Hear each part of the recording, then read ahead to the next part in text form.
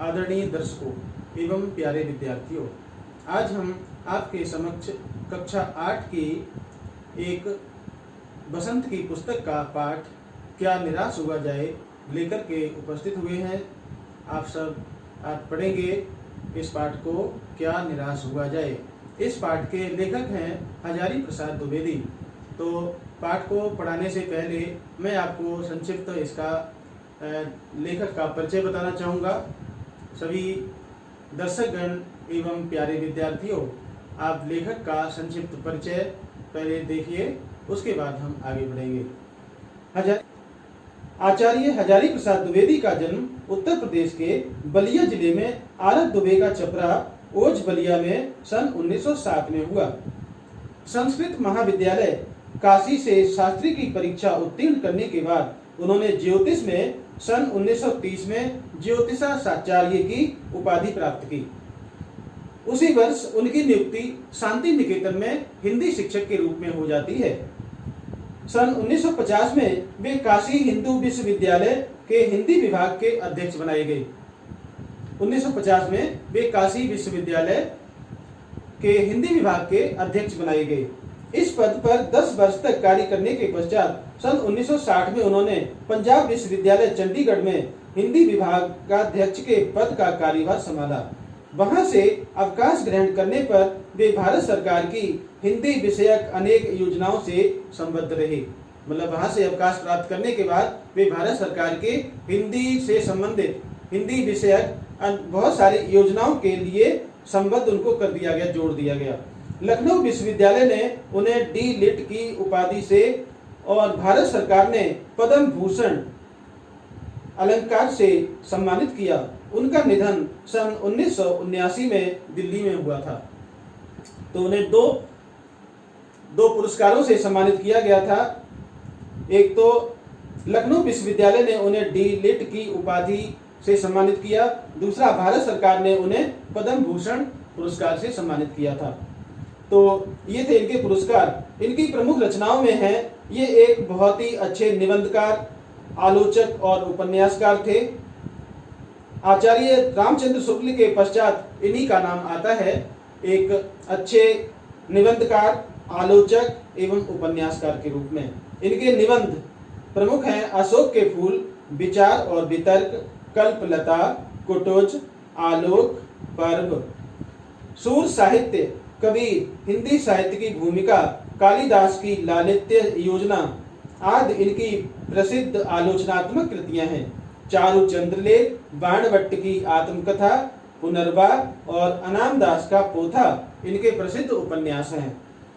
इनकी सभी रचनाएं आचार्य हजारी प्रसाद द्विवेदी ग्रंथावली के 11 भागों में संकलित हैं। आचार्य हजारी प्रसाद द्विवेदी ग्रंथावली है और उसमें 11 भागों में इनकी सारी रचनाओं को संकलित किया गया है। तो बच्चों, ये था लेखक का संक्षिप्त परिचय। और अब हम आगे चलने से पहले आपको बताएंगे, इस पाठ में जो कठिन शब्द आए हैं उनको जानना बहुत जरूरी होता है। अगर आप कठिन शब्दों को अच्छे से समझ लेंगे तो पाठ आपका काफी आसान हो जाएगा।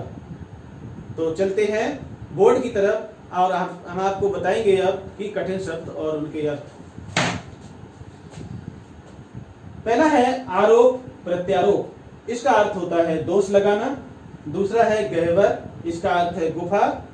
तीसरा है निरीह, इसका अर्थ है सरल निर्दोष। श्रमजीवी का अर्थ है मजदूर। पर्याय का अर्थ है समानार्थी। भीरू का अर्थ है कायर। बेबस का अर्थ है लाचार। आस्था का अर्थ है विश्वास। चरम और परम का अर्थ है सबसे ऊंचा। गुमराह का अर्थ है खोए हुए। उन्नत का अर्थ है प्रगति कर चुका है। आक्रोश का अर्थ है क्रोध।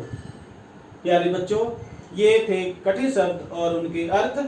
प्यारे बच्चों, ये पाठ है क्या निराश हुआ जाए। आचार्य हजारी प्रसाद द्विवेदी ने इस पाठ के माध्यम से हमें ये बताने का प्रयास किया है कि हम अपने जीवन में जब सफर पर निकलते हैं, जिंदगी के सफर पर निकलते हैं, तो हमें बहुत सारे कष्ट होते हैं, सुख भी मिलता है, आराम भी मिलता है और परेशानियां भी होती हैं। तो हम लोग क्या करते हैं, कभी उदास हो जाते हैं, कभी निराश हो जाते हैं। लेखक का कहना है कि इन सारी चीज़ों से हमें उदास नहीं होना चाहिए, निराश नहीं होना चाहिए। ये तो एक प्रकृति का नियम है।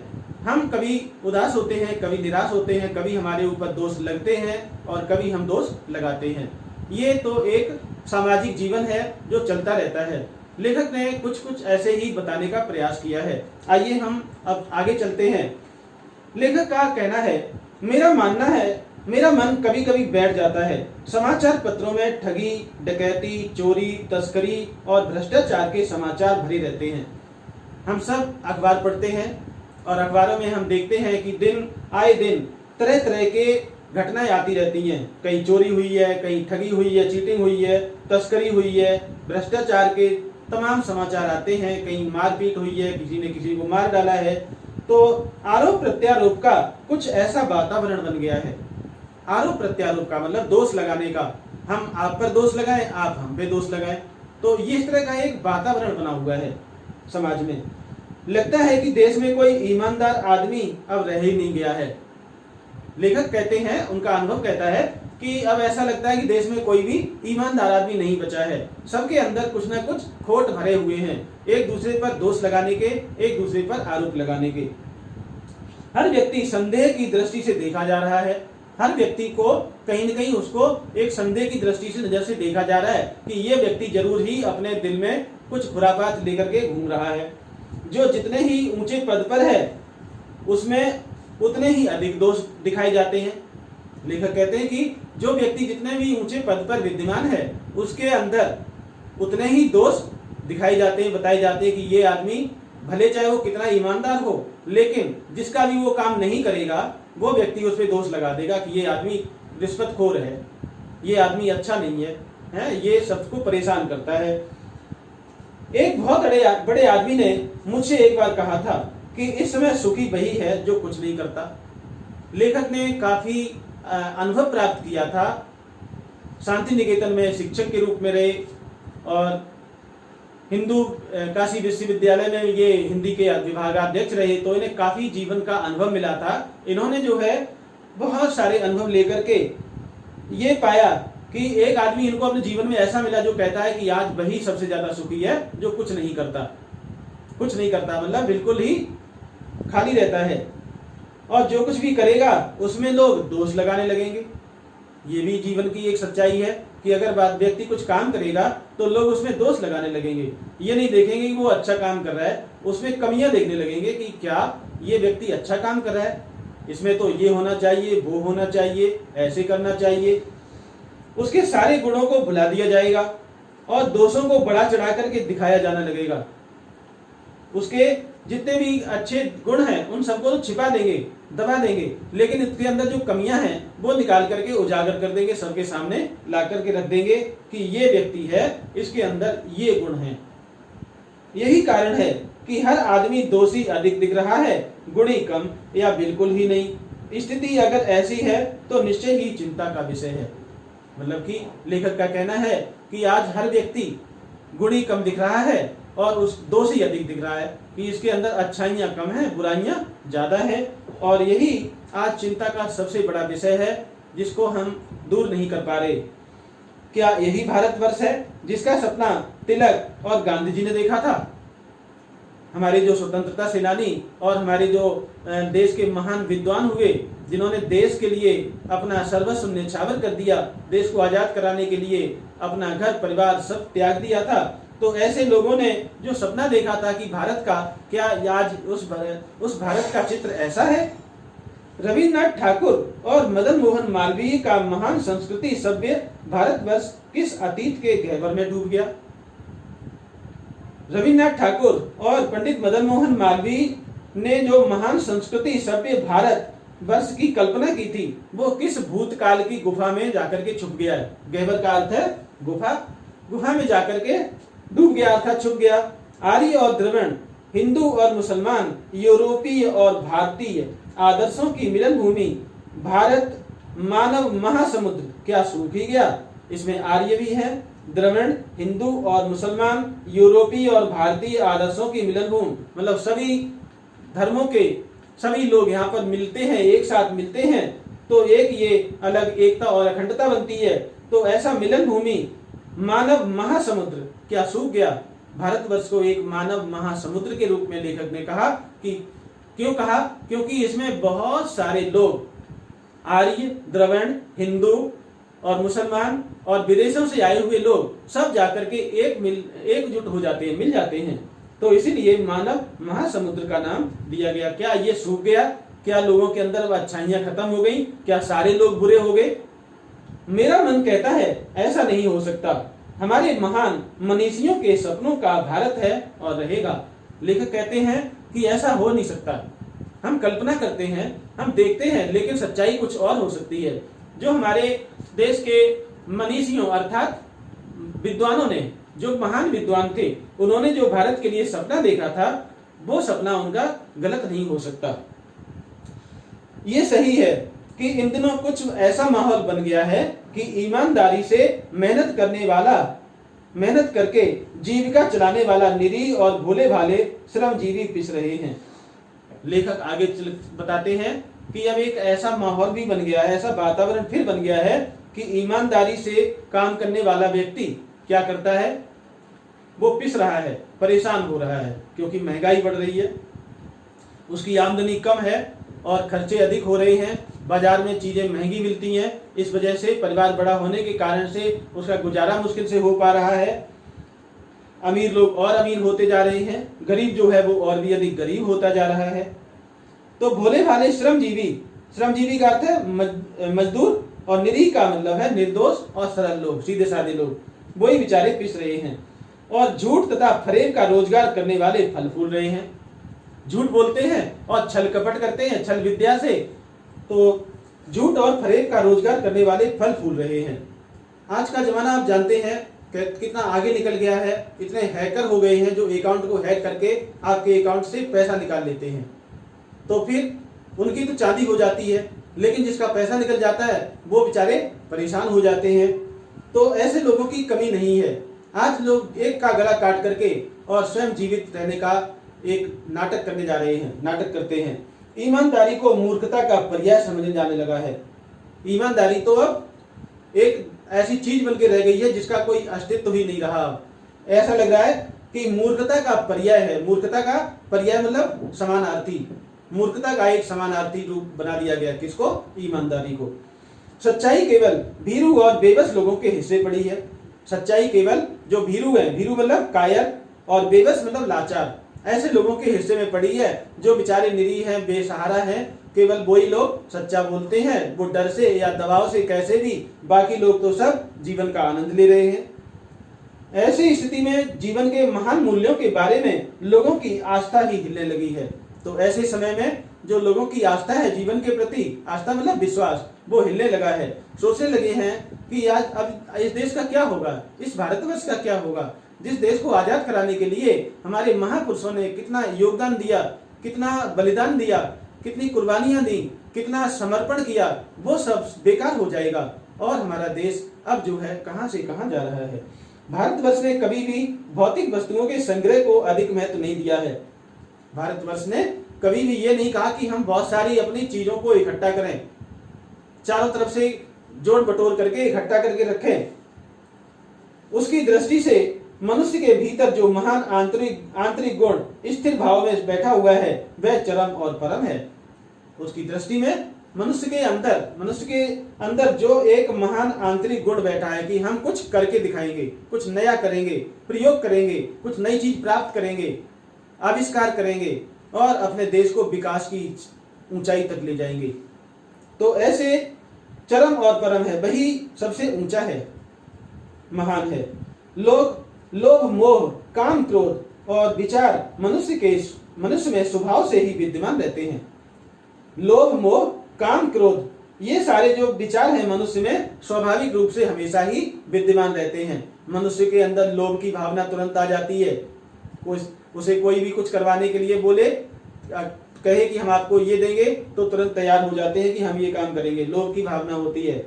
मोह की, हम सुंदर चीजों की तरफ देख करके मोहित हो जाते हैं और उन्हें किसी तरह से प्राप्त करने का प्रयास करते हैं।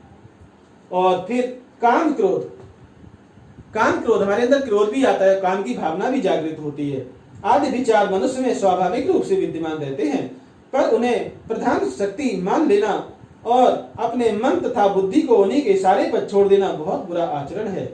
लेकिन हम अपनी बुद्धि के अनुसार अगर उन्हें हम मान लें और उन्हीं पर हम काम करने लग जाएं, उन्हीं के ऊपर चलने लगें, बुद्धि के इशारों पर छोड़ दें, तो ये सबसे बड़ा बुरा आचरण होगा। हमें ऐसा नहीं करना चाहिए। इन गुणों अवगुणों से हमें दूर रहना चाहिए। हमें अपनी बुद्धि का, विवेक का प्रयोग करना चाहिए। भारतवर्ष ने कभी भी उन्हें उचित नहीं माना। उन्हें सदा संयम के बंधन से बंधकर रखने का प्रयत्न किया है। परंतु भूख की उपेक्षा नहीं की जा सकती, बीमार के लिए दवा की उपेक्षा नहीं की जा सकती।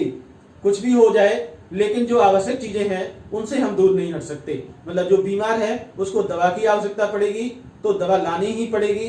यदि कोई भूखा है तो उसे भोजन की आवश्यकता पड़ेगी, किसी भी तरह से उसको भोजन की जुटाना ही पड़ेगा।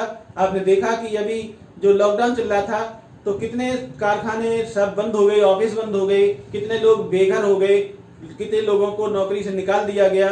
तो हमारी सरकार ने उनके लिए भोजन की व्यवस्था की। स्कूलों में भोजन के संग्रह बनाए गए, वहां पर लोगों को भोजन मिलता था, पैकेट बांटे गए, तो भूखों को भोजन दिया गया, उन्हें भूखे रहने नहीं दिया, मरने नहीं दिया। तो इस तरह से ये एक मानवता है जो हर व्यक्ति के अंदर बनी रहनी चाहिए, पर भूखे की उपेक्षा नहीं की जा सकती।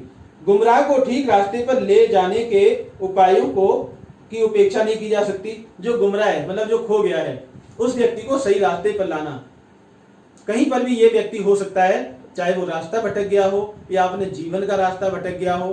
बहुत सारे लोग होते हैं अपने जीवन का रास्ता भटक जाते हैं, गलत रास्ते पर चले जाते हैं, पढ़ाई लिखाई अच्छे कार्य छोड़ करके बुरे कामों में लग जाते हैं, चोरी डकैती में लग जाते हैं। तो उन्हें भी कहते हैं ये खो गए हैं, ये खो गए हैं। उन्हें भी अच्छे रास्ते पर जो लेकर के आता है तो फिर क्या होता है, वो व्यक्ति महान बन जाता है। आप जानते हैं वाल्मीकि कौन थे? वाल्मीकि एक डाकू थे। वाल्मीकि एक डाकू थे। तो वाल्मीकि को भी 7 महात्माओं ने एक अच्छे रास्ते पर ला करके खड़ा कर दिया था। हैं? उन्होंने 7 महात्माओं से कहा कि तुम्हारे पास जो कुछ भी है वो रख दो। महात्माओं ने कहा कि पहले तुम ये बताओ, तुम जो ये काम करते हो किसके लिए करते हो, पूछ के आओ। तो अपने घर पर जाते हैं, सबसे पूछते हैं, कोई साथ नहीं देता, कहता कि हम तुम्हारे इस बुरे काम में साथ नहीं देंगे। तो वाल्मीकि लौट करके आ जाते हैं और 7 महात्माओं को जो पेड़ से उन्होंने बांध दिए थे उनसे पूछते हैं कि अब मैं क्या करूं, मेरे घर वाला तो कोई साथ देने को तैयार नहीं है। तो उन साधुओं ने कहा कि मुझे पहले तुम लोग हमें आजाद करो। आजाद कर दिया। उसके बाद उन्होंने कहा कि तुम जो है राम राम जपो। तो राम राम की जगह पर वो मारते काटते रहते थे। इसके स्थान पर उनके मुंह से मरा मरा निकला, मरा मरा निकलता है। तो कहते हैं देखिए मरा मरा बार बार बोलने से राम राम हो जाता है। सच्ची भावना से उन्होंने जब मरा मरा कहा तो आगे चल करके वो राम राम बन गया। और इसी तरह से वहां पे कहा गया कि उल्टा नाम जपा जग जाना, वाल्मीकि भय ब्रह्म समाना। उल्टा नाम जपने से, प्रभु का, ईश्वर का उल्टा नाम जपने से वाल्मीकि भी ब्रह्म ऋषि की उपाधि से सम्मानित किए गए। उन्हें भी ब्रह्म ऋषि की उपाधि से सम्मानित किया गया और वो ब्रह्म ऋषि कहलाए। तो ऐसे होते हैं लोग कि इस देश के कोटि कोटि दरिद्र जनों की हीन अवस्था को दूर करने के लिए ऐसे अनेक कायदे कानून बनाए गए हैं जो कृषि, उद्योग, वाणिज्य, शिक्षा और स्वास्थ्य की स्थिति को अधिक उन्नत और प्रगति सुचारू रूप से लक्ष्य से प्रेरित हैं। हुआ यह है कि देश के कोटि कोटि दरिद्र जनों की, यानी हमारे देश में करोड़ों करोड़ों गरीब लोग हैं। आपने स्थिति देखी होगी लॉकडाउन के दौरान, जिन्होंने हमारे देश की व्यवस्था और का अध्ययन नहीं कर पाए, वो इस लॉकडाउन में उन्होंने समाचार के माध्यम से, टीवी न्यूज के माध्यम से जरूर किया होगा कि हमारे देश में अभी तक कितनी गरीबी है, लोग कैसे बेघर हैं, पैदल चल रहे हैं सड़कों पर, हजारों हजारों किलोमीटर की दूरी तय करने के लिए सामान उठा करके जा रहे हैं। वो कौन है? वे गरीब हैं, उनको रोजी रोटी से हटा दिया गया है, उनके पास कोई उपाय नहीं बचा था अपना पेट भरने के लिए, तो मजबूर होकर के वो मजदूर अपने घर जा रहे हैं। तो ऐसे लोगों की अवस्था को सुधारने के लिए, दूर करने के लिए, हीन अवस्था को दूर करने के लिए ऐसे अनेक कायदे कानून बनाए गए हैं, सरकार ने बनाए हैं। कृषि का प्रबंध किया है, वाणिज्य व्यापार का किया है, शिक्षा का प्रबंध किया है, सभी पढ़ें और सभी योग्य बने, नौकरी पाएं, व्यापार करें अच्छी तरह से। और स्वास्थ्य की स्थिति को अधिक उन्नत, स्वास्थ्य की भी अच्छी व्यवस्था की गई है ताकि वो बीमार ना पड़े, उनकी देखभाल की जा सके, इलाज किया जा सके। यहाँ तक कि देखिए हमारे देश के उन महान योद्धाओं के बारे में जो डॉक्टर्स थे, सुरक्षा कर्मी थे, सफाई कर्मी थे, उन्होंने दिन रात एक करके अपने जान हथेली पर लेकर के इन बीमारों की सेवा करके हमारे देश के कितने कितने मरीजों को ठीक कर लिया। दिल्ली इसका सबसे बढ़िया उदाहरण है। तो उन्नति अर्थात जो प्रगति कर चुका है, सुचारू बनाने के लक्ष्य से प्रेरित है। परंतु जिन लोगों को इन कार्यों में लगता है कि उनका मन सब समय पवित्र नहीं होता, प्रायः वे ही लक्ष्य को भूल जाते हैं। कुछ लोगों को ऐसा लगता है कि हमारा मन जो है अब पवित्र नहीं है, तो ऐसे लोग उस लक्ष्य को भूल जाते हैं। मानवता की सेवा के लिए हमारे मन को पवित्र होना और ना होना कोई आवश्यक नहीं है। हमारे अंदर एक लक्ष्य होना चाहिए कि हम मानवता की सेवा करेंगे, दीन दुखियों की सेवा करेंगे, विकलांगों की सेवा करेंगे, जो लोग जिन्हें हमारी आवश्यकता है हम उनकी मदद करेंगे। तो फिर आपको कोई भी नहीं रोक सकता, आपका मन कभी भी अपवित्र नहीं हो सकता, गलत रास्ते पर आप नहीं जा सकते और अपनी ही सुख सुविधा की ओर ज्यादा ध्यान देने लगते हैं। अपनी ही जो हमारे अंदर हम दूसरों की भूल जाते हैं और हमें क्या सुख सुविधाएं प्राप्त हैं हम उन्हीं की तरफ ध्यान देते हैं और उन्हीं में अपना हम जीवन बिताते रहते हैं।